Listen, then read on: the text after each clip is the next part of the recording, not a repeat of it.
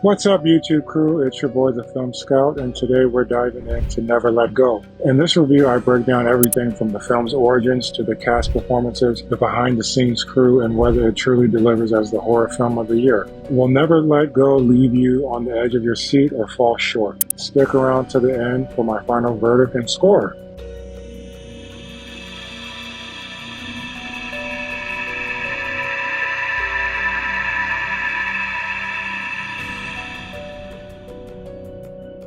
Never let go. Never let go. Never let go. Never Let Go is a survival horror film directed by Alexandre Aja, written by screenwriters Kevin Coughlin and Ryan Grasby. Coughlin and Grasby wrote the script under the name Motherland and sold the rights to the script to 21 Left Entertainment, the production company headed by Sean Levy back in August of 2020. Filmmaker Mark Romanek signed on to direct the project in April of 2021. By May, Romanek was replaced by Alexandre Aja. Also during that time, it was announced that Halle Berry would star in the movie. The film's international rights were sold to several companies by the distributor Lionsgate in June 2022 during the Cannes Film Festival.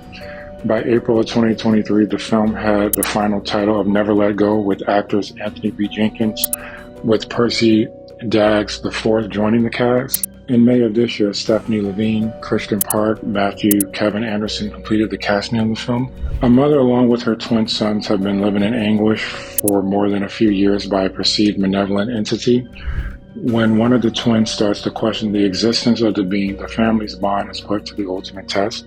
Does the evil that surrounds them exist from the outside world, or does it exist from within? The film stars Halle Berry, Percy Daggs IV, Anthony B. Jenkins as Samuel, Kevin Anderson, Christian Park, and Stephanie Levine. Halle Berry plays an overbearing, super overprotective mother who only wants to protect her sons from the supposed evil that haunts them. However, her methods in protecting her boys could come across as borderline abusive. Daggs plays Nolan, the little brother to Samuel, who seems less hesitant to follow his mother's orders but does his best to do so. However, his doubts about the world around him are cast very early on in the film. Jerkins plays Samuel, a confident big brother who desperately wants to follow his mother's orders and doesn't question anything she says. He has some very intense scenes with his brother throughout the film.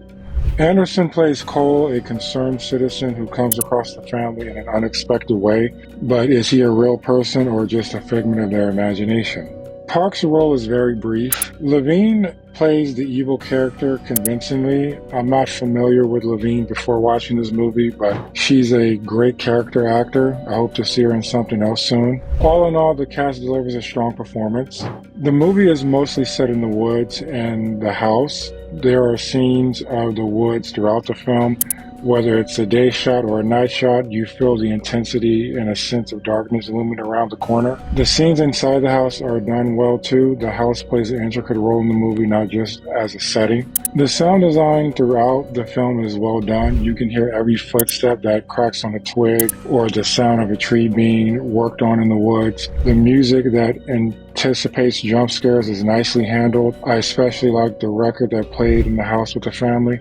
It matched the tone of the scene well. The pacing is consistent throughout the film. I have no complaints about it. In the third act, I thought a scene might drag on longer than necessary, but my fears were quickly laid to rest. The editing didn't stand out in particular, but it was solid overall. While the film has dialogue, it isn't the central focus. Sam narrates the film in the beginning, and there is some dialogue between the boys and the mother, but you can tell that much of the writing went into the crafting of the environment and the characters' interaction with the evil. This is the first film I've seen of Alexandre Aja, and I must say it made a great first impression. Aja directed the film incredibly well. I enjoyed the aerial shots of the woods and the cabin, and the jump scares were well executed. There are quite a few intense scenes between the mother and the boys, and everything from start to finish was directed well. Stay tuned for my box office predictions.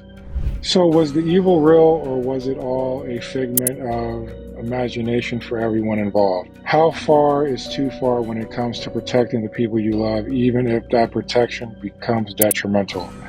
These are the questions I feel the audience was asked, and you should give yourself a chance to answer them.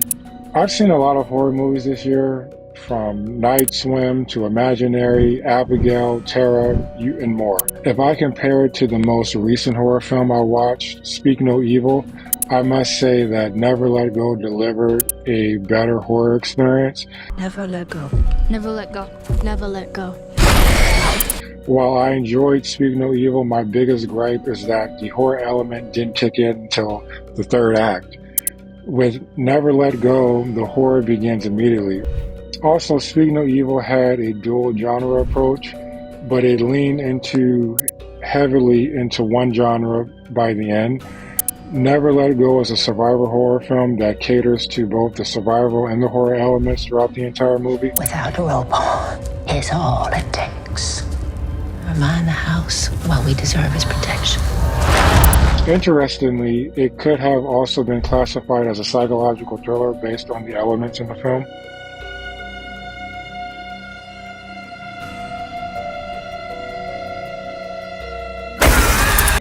Will Never Let Go leave you on the edge of your seat or fall short? I'm not an easy person to scare these days, but I got more than a few jump scares from this film.